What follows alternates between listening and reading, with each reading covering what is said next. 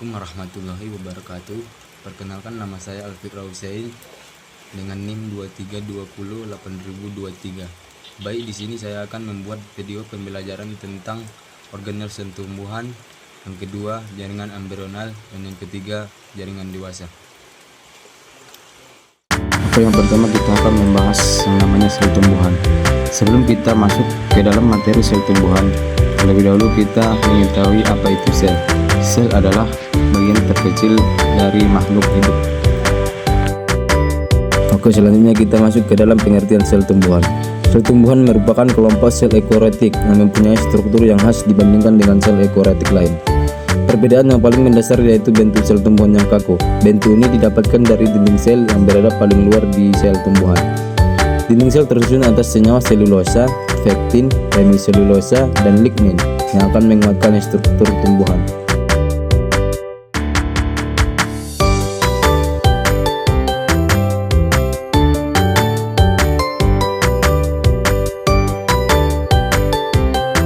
Oke, selanjutnya ciri-ciri sel tumbuhan. Yang pertama itu memiliki dinding sel. Yang kedua memiliki plastida, kloroplast, kromoplast, dan leukoplast. Yang ketiga memiliki vakuola yang besar. Yang keempat ukuran nukleusnya lebih kecil dibandingkan vakuola. Yang kelima bentuk selnya tetap. Dan yang keenam penyimpanan energinya dalam bentuk butiran pati.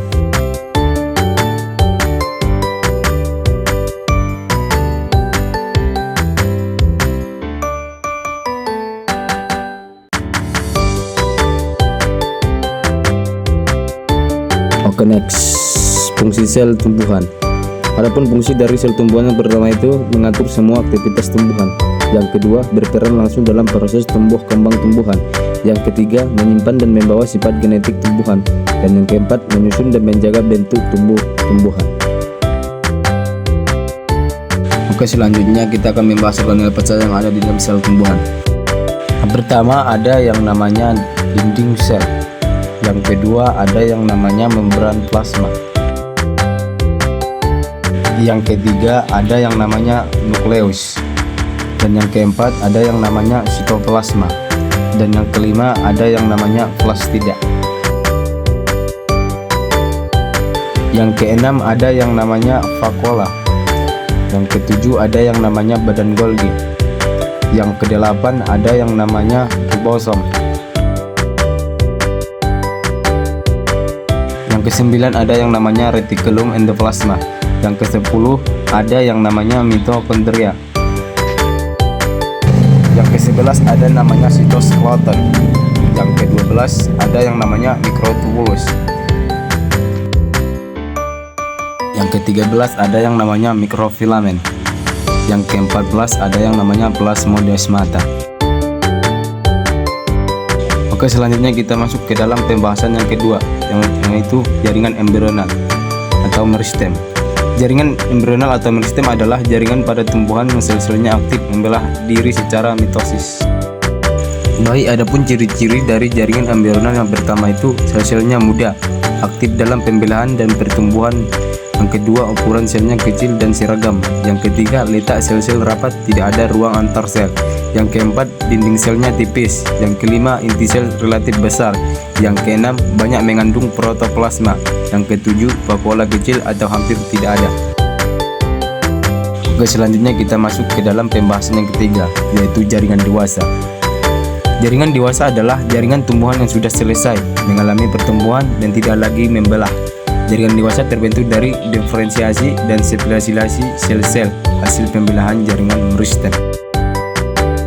Adapun ciri-ciri dari jaringan dewasa yang pertama itu sel-selnya udah berhenti membelah. Yang kedua, sel-selnya lebih besar dan bentuknya tetap. Yang ketiga, sel-selnya memiliki sitoplasma dan vakuola yang besar. Yang keempat, sel-selnya tidak tersusun rapat sehingga terdapat ruang antar sel. Yang kelima, dinding selnya mengalami penebalan sesuai dengan fungsinya.